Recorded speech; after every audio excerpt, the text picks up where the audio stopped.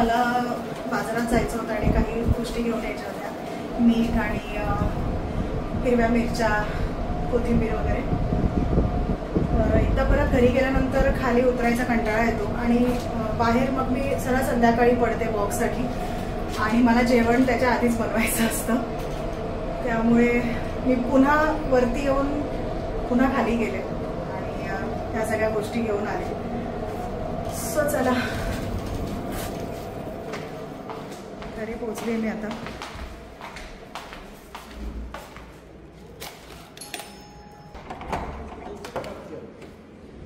वो भी टच में. हेलो. वो उसी के भी टच पे नहीं है. कोथिंबीर थोडीशी फ्री मध्ये घेऊन आले मागून. हाँ, क्या बोल रहे हो? मी त्याच्याकडून कोथिंबीर घेतली दुकानदाराकडनं आणि त्यावरती त्याला मी म्हटलं की मला अजून थोडीशी कोथिंबीर दे. मी कधी असं करत नाही युजली. मला बार्गेन करायला पण जमत नाही, मी करत पण नाही युजली कधी, म्हणजे भाजीवाल्यांकडनं वगैरे ते नाहीच करत. पण आज मी म्हटलं चला आपण करून बघू कसं फील होतं. कारण आपल्या आया युजली असं करतात की 10 रुपये का डालो भैया, तर तेच आज मी करून बघितलं. मला तुम्हाला एक गोष्ट दाखवायची होती, सांगायची होती की मी युजली शाळेत जाताना इंडियन वेअर्स आणि फॉर्मल्स घालते, पण आज मी कॅज्युअल वेअरमध्ये तुम्हाला दिसत असेल. कारण की काय करू, म्हणजे आमच्याकडे ॲक्च्युली अलाउड नाही आहे कॅज्युअल आउटफिट्स, पण थंडी इतकी आहे ना आणि सकाळी तर भयंकर थंडी असते आणि मी घर लवकर सोडते, त्यामुळे थंडी खूप जास्त होते. बसमध्ये पण खूप हवा येत असते वगैरे, आणि तेव्हा मग आपण युजली कॉटनचे कपडे घालतो तर ते खरंच काही कामाचे नसतात. त्यावेळेला खूप थंडी वाजत असते आणि आमच्या स्कूलमध्ये पण टीचर्स जॅकेट्स आणि श्रग्स आणि काय काय घालून येत आहेत. तर माझ्याकडे तर जॅकेट वगैरे नाही आहे, नव्हतं. माझ्याकडे असे स्वेटशर्ट्स आहेत. तर हा स्वेटशर्ट मी जेव्हा घेतला आहे ना तेव्हापासून मी एकदाही घातला नव्हता, कारण मुंबईत राहणाऱ्या लोकांना माहीत असेल की मुंबईत काय आणि किती थंडी असते तर फक्त ह्याच या ड्युरेशनमध्येच असते, या पिरियडमध्ये. याचा आज मुहूर्त होता हा स्वेटशर्ट घालण्याचा. सो पण मला ना स्वेटशर्ट्स युजली एवढे घालायला आवडत नाहीत. मला ते असं वाटतं मला सूट करतात की नाही मला माहीत नाही, पण मला मी इतकं एन्जॉय करत नाही. मला ऑफिसला जाताना सकाळी छान तयार होऊन जायलाच आवडतं, व्यवस्थित डेकटअप. सो थोडं बरं दिसावं म्हणून मी ह्याच्यावरती हे कानातले घातले. हे टॉप्स आहेत माझ्याकडे, कलर एकदम मॅच झाला म्हणून मी हे कानातले घातले. आणि त्याचबरोबर नोस्पिन तर मी घालतच असते, मी तुम्हाला काल पण म्हटलं कालच्या ब्लॉगमध्ये. आणि हे गोल्डन वॉच जे याच्यावरती सूट होईल असं मला वाटलं म्हणून मी घातलं. सो ओव्हरऑल अशी मी तयार झाले. तर आजचा माझा हा गेटअप थोडा वेगळा आहे. मला स्कूलमध्ये पण बरेच जण आज म्हणाले आणि कॉम्प्लिमेंट्स पण दिल्या, आणि मला पण आज असं फील होतंय की आज थोडंसं मी काहीतरी वेगळं घातलेलं आहे. कारण या फील्डमध्ये ना आम्हाला कॅज्युअल आउटफिट्स घालायची सवयच राहिलेली नाही आहे. इतके वर्ष झालेत आता या प्रोफेशनमध्ये काम करून, त्यामुळे ना कॅज्युअल आउटफिट्सची सवय राहिलेली नाही आहे. तितके नसतात पण आता वॉर्डरोबमध्ये. फॉर्मल्स आणि इंडियन वेअर्सच असतात. साड्या असतात महत्वाचं म्हणजे. असं वाटलं की मी तुमच्यासोबत शेअर करावं मी काय घातलंय आणि कशी तयार झाली आहे. मला ना तुम्हा सगळ्यांना एक गोष्ट सांगायची आहे, ती म्हणजे ही की इकडे ना आम्हाला धूळ खूप एक्सपिरियन्स करायला मिळते. म्हणजे लिटरली खूप जास्त वाईट एक्सपिरियन्स आम्ही धुळीला घेऊन इथे घेतोय खारघरमध्ये आल्यापासून.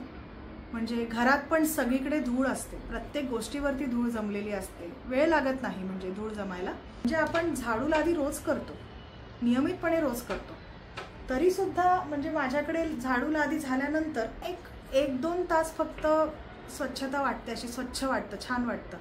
आणि थोड्या वेळाने पुन्हा लगेच तळपाय काळे व्हायला लागतात आमचं. आता मी शाळेतनं जेव्हा येत होते आत्ता मगाशी, तेव्हा ज्या ऑटोने मी येत होते त्या ऑटोवरती पण मस्त असा धुळीचा लेअर जमला होता.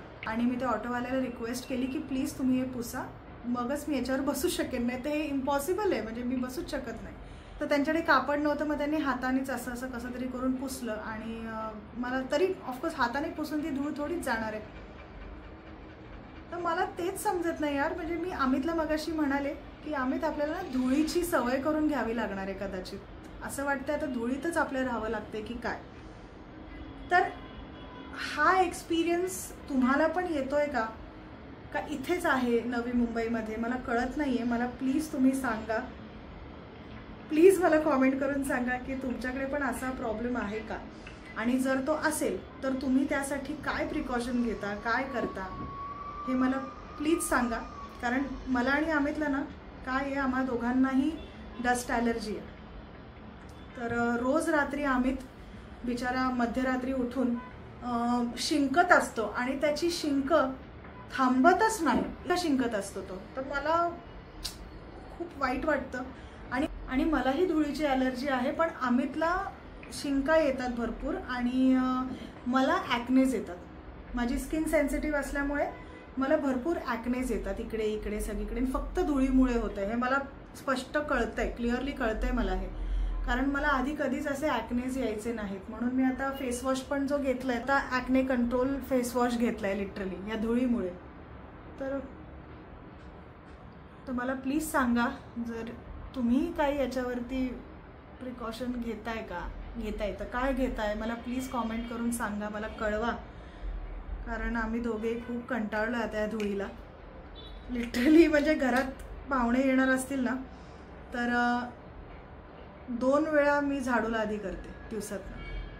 म्हणजे एकदा करून भागत नाही, 2दा करावी लागते. एकदा तर युजली आपण सकाळी करतो तसा, एक्सक्यूज मी. आणि त्यानंतर जर सपोज संध्याकाळी पाहुणे येणार असतील त्यांच्या येण्याच्या 1 तास आधी वगैरे मी झाडूला आधी करून घेते. तरी ते आल्यानंतर असेच त्यांचे पण पाय काळे होतात आणि मला ते अजिबात आवडत नाही.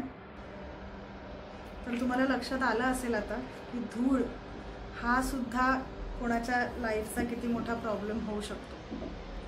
तुमच्याही घरी जर धूळ असेल तर तुम्ही कसं टॅकल करता मला प्लीज सांगा. तर चला आता मी घरी आले, चेंज केलं, माझं स्किन केअर केलं. आता मला किचनमध्ये जाऊन जेवण बनवायचं आहे संध्याकाळसाठी, जेणेकरून आम्ही लवकर जेवू आणि त्यानंतर लवकर झोपू. जेवण जास्त उशिरा आम्ही दोघे करत नाही, लवकरच करून घेतो. तर मी आता किचनमध्ये चालले. अमितने आज चिकन आणले आणि आज मी चिकन पुलाव बनवते आहे. सो पटकन तो बनवून घेते आणि त्यानंतर मग माझी इतर कामं जसं ब्लॉगचं एडिटिंग आणि शाळेतली पण अजून कामं असतात ती सगळं मी करायला मोकळे. तर हा होता माझा चिकन पुलाव सुद्धा मी एन्जॉय करणार आहे आणि हे इतकंच आहे जे मी डिनरला खाणार. याच्यापुढे माझ्या चॅनलला ह्याच्यापेक्षा जास्त मी अजून येणार नाही. हा ब्लॉग तुम्हाला आवडला असेल तर लाईक करा, कमेंट करा, शेअर करा आणि आता आपण भेटूयात पुढच्या ब्लॉगमध्ये. तोपर्यंत काळजी घ्या.